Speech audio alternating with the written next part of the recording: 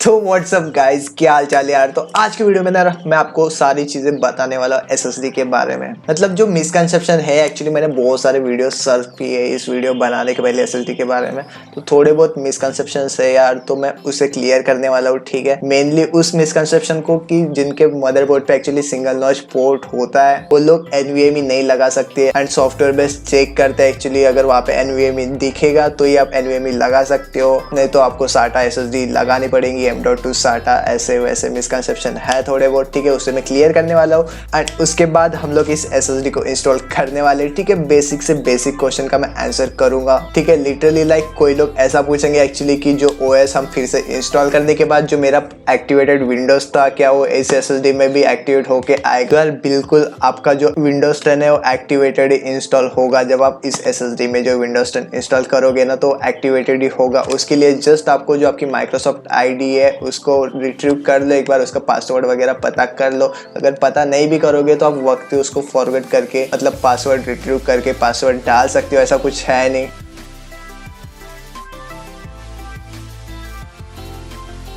So guys, without wasting any more time, let's get started.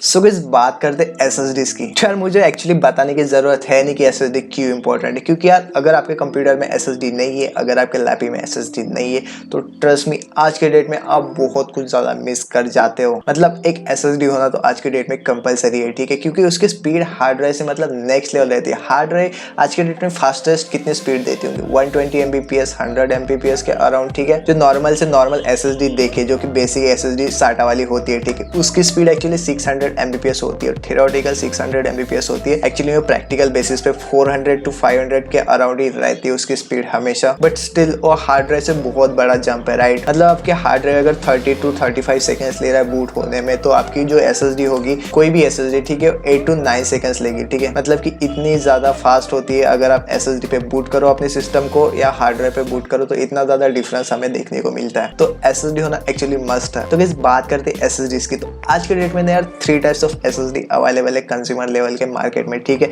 जो सबसे ज्यादा बिक रही है एक्चुअली एनवीएमई। ठीक है, इसका एक्चुअली प्राइस ही 5000 के अराउंड है, 500 GB की। तो ये सबसे ज्यादा बिक रही है मार्केट में आज के डेट में, इसलिए स्पेशली मैंने यही ली है एंड यही एसएसडी में एक्चुअली इसको इंस्टॉल करूंगा अपने लैपटॉप के अंदर। तो गाइस, बात करते हैं फर्स्ट एसएसडी टाइप की, जो कि होती है नॉर्मल साटा, जो कि हार्ड ड्राइव के साइज की होती है। बट एक्चुअली उसकी स्पीड ऑब्वियसली हार्ड ड्राइव से बहुत ज्यादा फास्ट होती है। ठीक है, जो ये वाली एसएसडी होती है एक्चुअली आप इसको पुट कर सकते हो अपने डेस्कटॉप पे। ऐसा बिल्कुल भी नहीं है कि आप इसको एक्चुअली अपने लैपटॉप में नहीं चला सकते हो। अगर आपके लैपटॉप में साटा कनेक्शन है तो बस आपको एक ही चीज करनी पड़ेगी, जो अपनी हार्ड ड्राइव है उसको निकाल के एसएसडी जो इंस्टॉल करनी पड़ेगी। जबकि डेस्कटॉप में एक्चुअली ऐसा कुछ नहीं होता, वहाँ पे बहुत ज्यादा स्पेस होता है। ठीक है, जस्ट नॉर्मल साटा का स्लॉट अवेलेबल है आपके मदरबोर्ड पे, तो जस्ट आप पुट कर सकते हो अपनी साटा एसएसडी। एंड इसका रीड राइट स्पीड भी सिक्वेंशियली एक्चुअली 450 एंड 500 Mbps के अराउंड ही होता है प्रैक्टिकली। तो गाइस, बात करते हैं M.2 एसएसडीज के बारे में। तो यार दो टाइप की M.2 एसएसडी अवेलेबल है आज के डेट में मार्केट में। तो फर्स्ट जो है M.2 साटा। M.2 साटा एंड M.2 NVMe में बस एक ही डिफरेंस है, जो कि ये single notch and double notch and obviously speed का तो बहुत ज्यादा डिफरेंस है। ठीक है, जो M.2 साटा एसएसडी है उसकी जो स्पीड है एक्चुअली सिक्वेंशियली सेम एज जो नॉर्मल साटा वाली एसएसडी है जो हार्ड ड्राइव साइज की आती है उसके जितनी ही है। ठीक है, अगर आपके पास लैपटॉप है एंड उस लैपटॉप में M.2 का स्लॉट है एंड उस स्लॉट में एक्चुअली 2 नॉचेस है, तो आपके पास कोई ऑप्शन नहीं है, आपको साटा एसएसडी लगानी पड़ेगी M.2 साटा वाली। ठीक है, जिसकी स्पीड सेम एज जो नॉर्मल साटा एसएसडी होती है उतनी ही होती है। बट अगर आपके मदरबोर्ड पे अगर स्लॉट है NVMe का, ठीक है, मतलब कि सिंगल नॉच वाला स्लॉट है, तो आप NVMe पुट कर सकते हो उस पर। आई एम डैम श्योर कि जितने भी पीसी मैंने कॉन्फ़िगर किए आज तक एंड जिस मदरबोर्ड पे एक्चुअली सिंगल नॉच वाला स्लॉट है उसमें NVMe हम पुट कर सकते हैं, क्योंकि I am damn sure PCIe 3.0 को सपोर्ट करता ही होगा। क्योंकि मैंने एक्चुअली ऐसा कोई मदरबोर्ड फेस नहीं किया आज तक कि जिसमें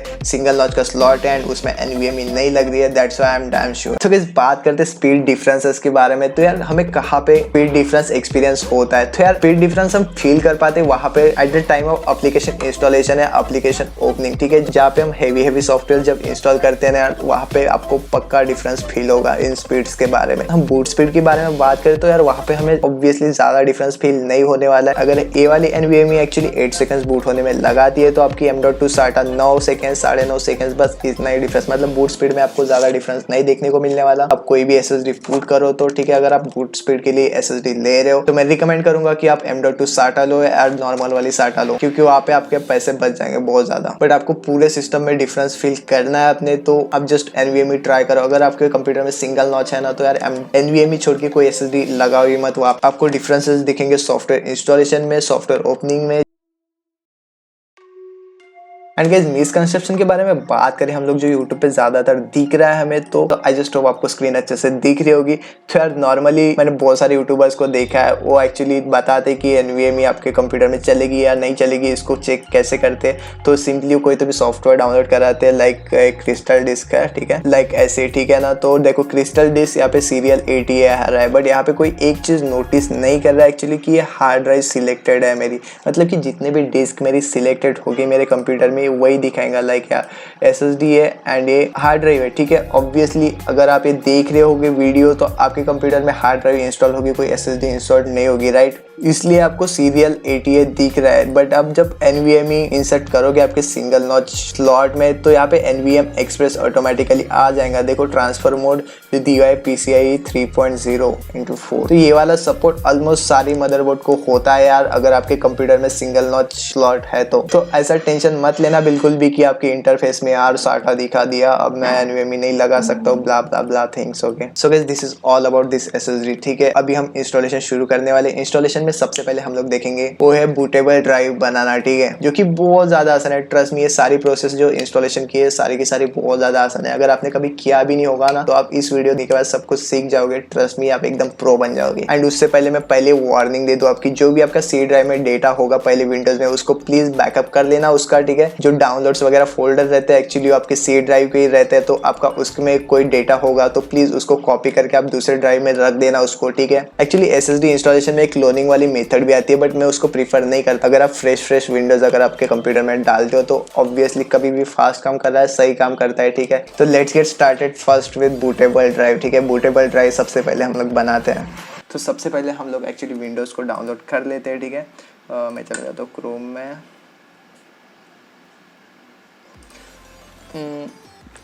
डाउनलोड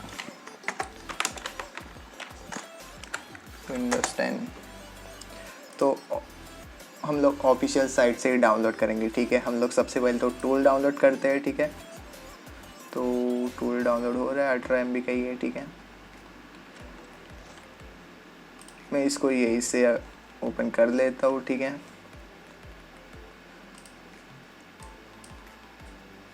मैं इसको मिनिमाइज कर देता हूँ क्रोम को।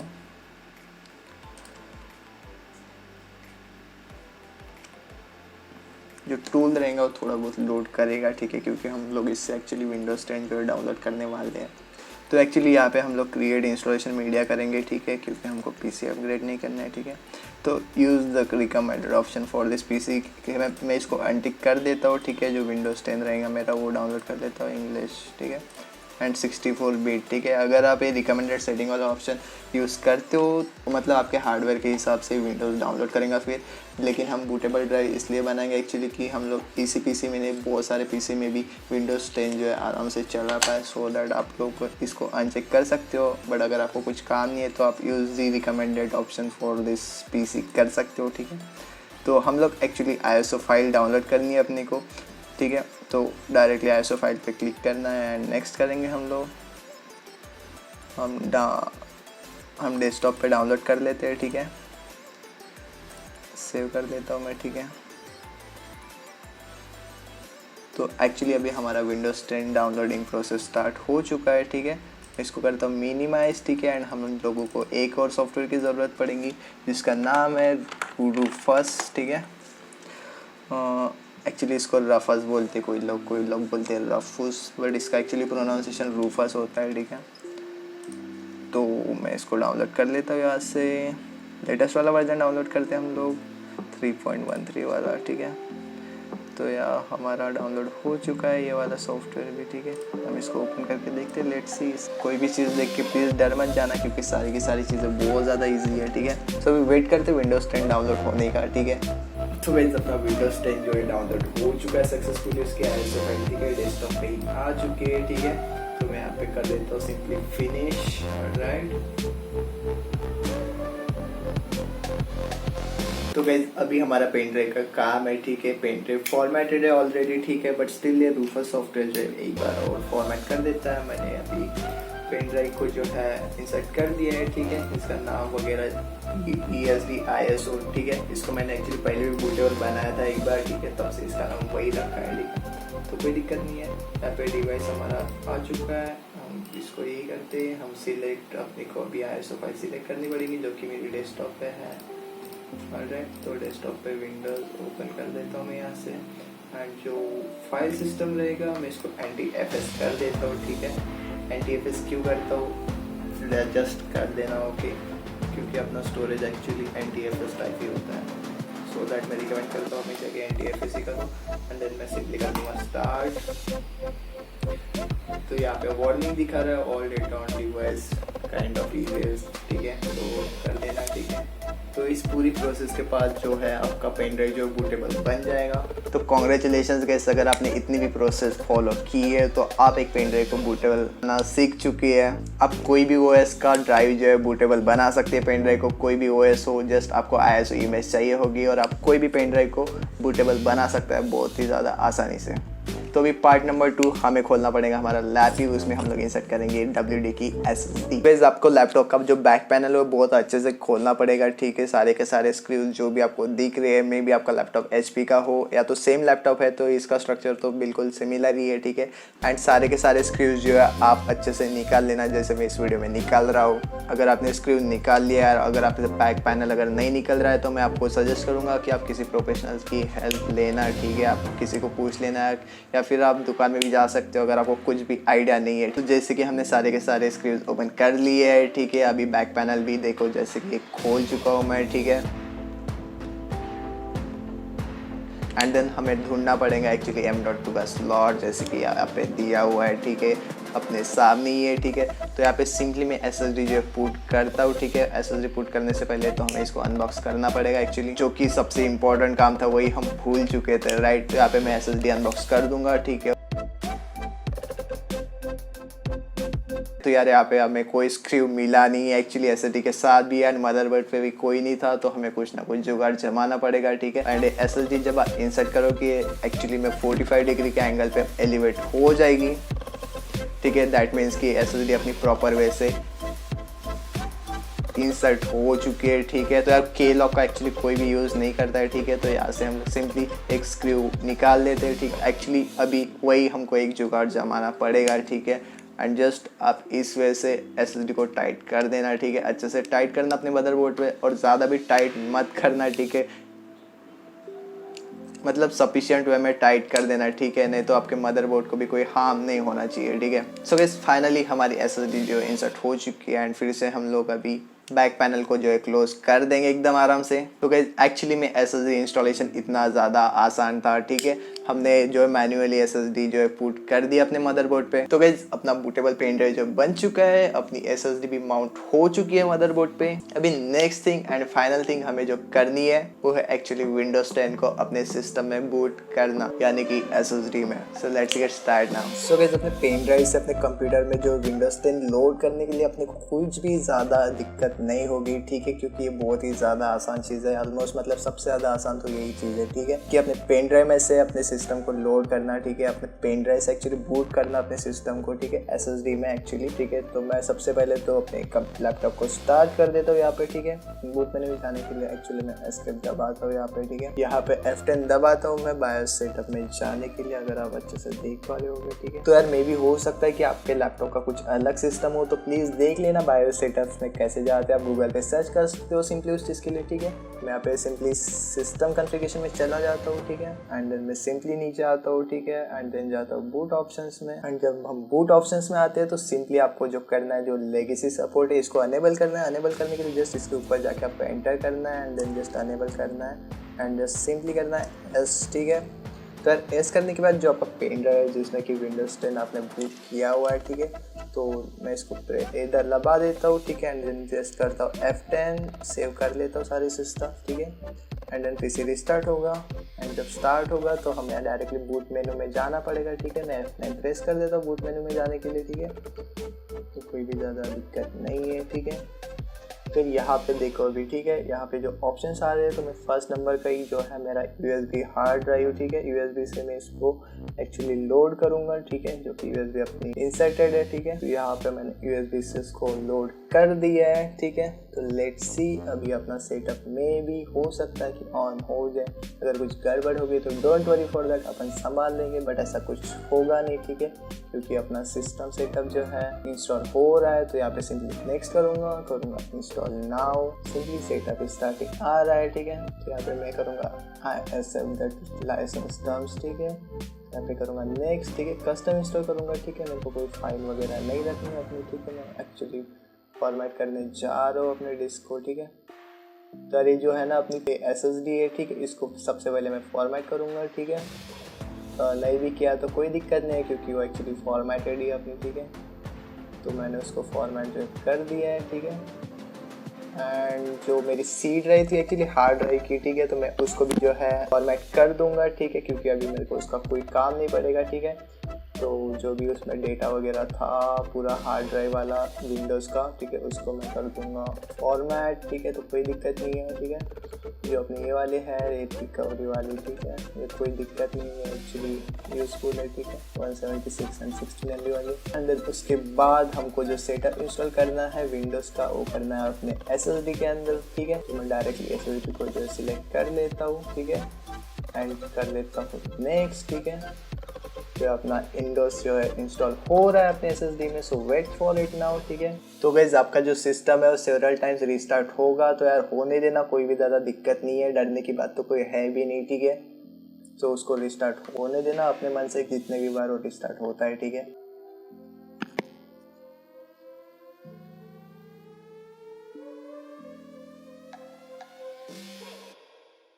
तो गाइस मैं यहाँ पे विंडोज़ 10 ऑन वॉल्यूम 10 सिलेक्ट कर लेता हूँ, ठीक।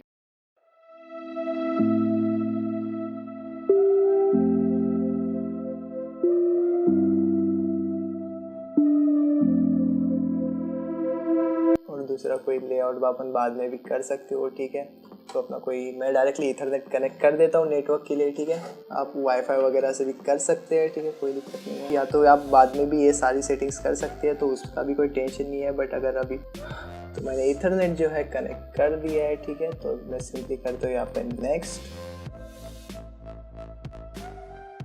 सो गाइज यहाँ पे अकाउंट लॉगिन करना बहुत ज़्यादा ज़रूरी है एक्चुअली, ठीक है, क्योंकि जो है मेरा विंडोज़ 10 पेड वर्जन है, ठीक है। तो मैं यहाँ पे पेड वर्जन ही इंस्टॉल कर रहा हूँ, सो दैट मेरे को मेरा जो आईडी है लॉगिन करना ही पड़ेगा, नहीं तो मुझे एक्चुअली प्रोडक्ट की डालनी पड़ेगी, ठीक है, कोई दिक्कत नहीं है उसमें।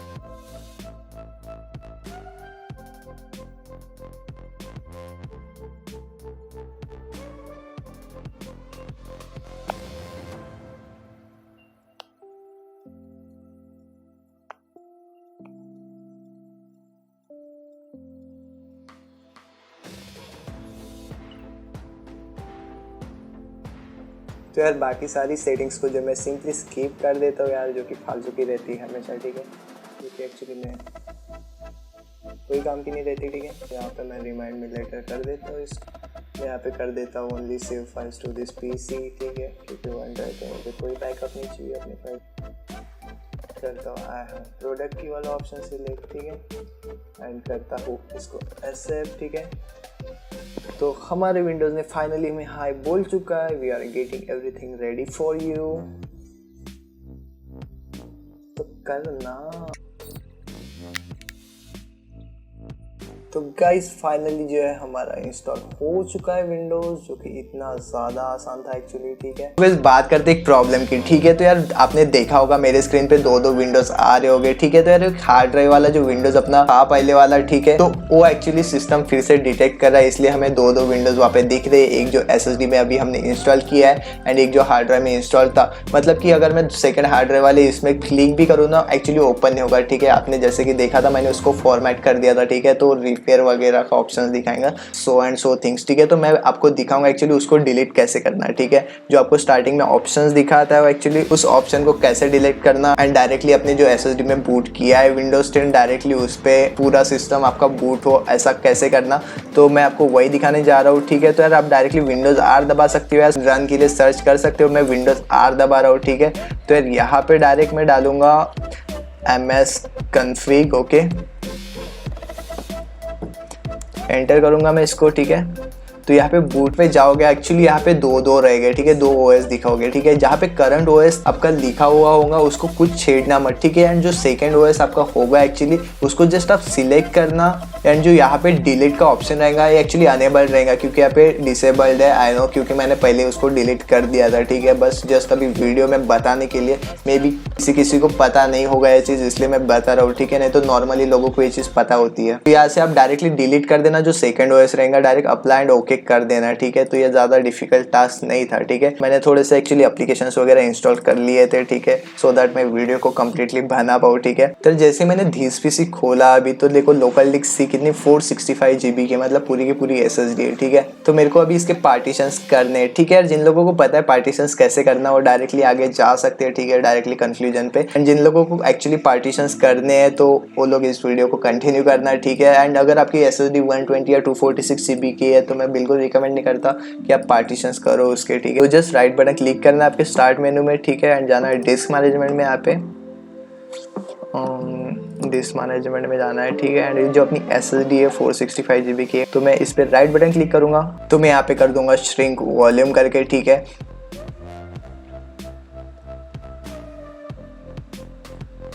जो नई वाली डिस्क हमें बनानी है एक्चुअली वो 200 GB की बनानी है, सो दैट मैं अपने उस पर सॉफ्टवेयर इंस्टॉल कर पाऊँ। तो 200 GB मतलब एक्चुअली 204800, ये एक्चुअली 200 GB होता है, ठीक है। तो मैं इसको श्रिंक कर देता हूँ यहाँ पे।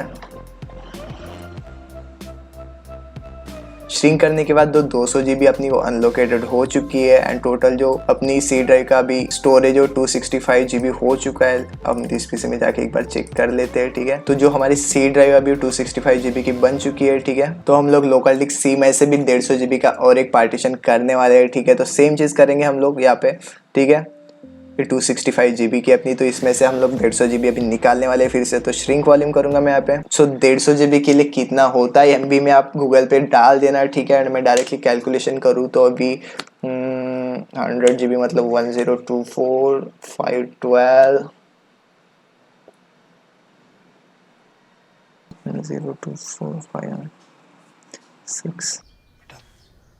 तुमसे ना हो पाएगा, हमें तुम्हारे लक्षण बिल्कुल ठीक नहीं लग रहा है, तुमसे ना हो पाएगा।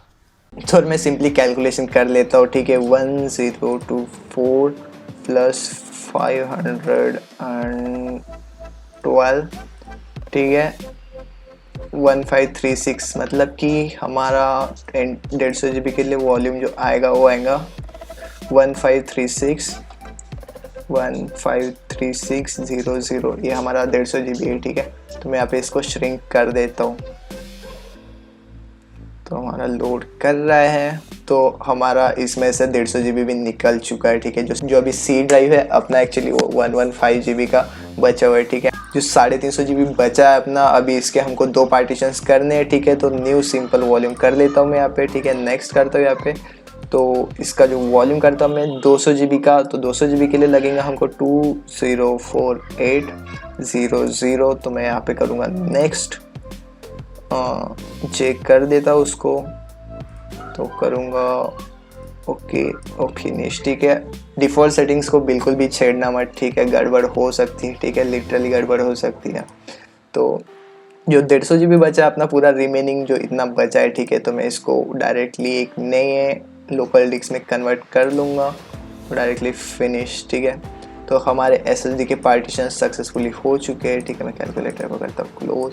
तो अब जैसे कि देख रहे होगे जो अपनी लोकल डिस्क C है, लोकल डिस्क J है एंड लोकल डिस्क K जो है एक्चुअली अपनी SSD है। एंड जो बाकी की है अपनी जो local disk D, E, F, G and even H, ठीक है, ये अपनी हार्ड ड्राइव है, ठीक है। तो पार्टीशंस करना इतना ज़्यादा आसान था। आई जस्ट होप अगर आपने इतनी भी स्टेज अगर फॉलो कर ली है तो आप पार्टीशंस करना भी सीख चुके हैं। तो गाइस हमारी जो SSD एक्चुअली प्रॉपरली इंस्टॉल हो चुकी है अपने सिस्टम के अंदर, सारी के सारी चीज़ें हो चुकी है, नया विंडोज़ डल चुका है, SSD के पार्टीशंस हमने सक्सेसफुली कर दिए यार। एक्चुअली विंडोज़ इंस्टॉलेशन का एक्चुअली और एक मेथड होता है जो कि क्लोनिंग वगैरह होता है, ठीक है, जिससे एक्चुअली क्लोन मतलब कि आपके जस्ट सी ड्राइव का क्लोन बना के जस्ट अपने SSD SSD पे पुट किया जाता है, बट मैं रिकमेंड करता हूँ एक्चुअली कि फ्रेश विंडोज हमेशा इंस्टॉल करो यार, क्योंकि फ्रेश चीज़ें ज़्यादा अच्छे से काम करती है। ठीक है, तो मैं क्लोनिंग वगैरह ज़्यादा प्रीफर नहीं करता हूँ इन चीज़ों में, जब हम स्पेशली हार्डवेयर अपग्रेड करते हैं तब। ठीक है, तो यार चेक करते हैं अभी बेंचमार्क्स। ठीक है, मैं भी बड़ा एक्साइटेड हूँ इसके बेंचमार्क्स के लिए। ठीक है, सी ड्राइव। ठीक है, ये मेक श्योर करना कि आपके SSD पे सिलेक्टेड हो कोई ना कोई ड्राइव पे। ठीक है, तो करता हूँ मैं यहाँ पे स्टार्ट।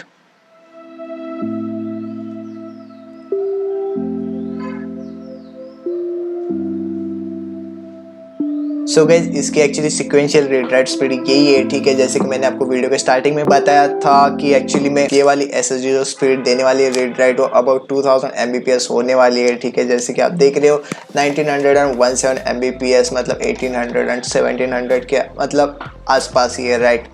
तो मतलब थ्योरेटिकल स्पीड जो मेंशन रहती है कोई भी SSD पे उतना वो कभी नहीं देती है, ये बात ज़रूर ध्यान में रखना। ठीक है, so guys I just hope आपने सारी की सारी प्रोसेसेस एकदम आराम से फॉलो की है, एक्चुअली आप कर पाए हो। ठीक है, एंड कोई मेस क्रिएट नहीं कर दी होगी। This is all about the SSD and its installation. तो मिलते हैं अपने नेक्स्ट वीडियो में यार, तो till then bye bye, stay tuned, peace out.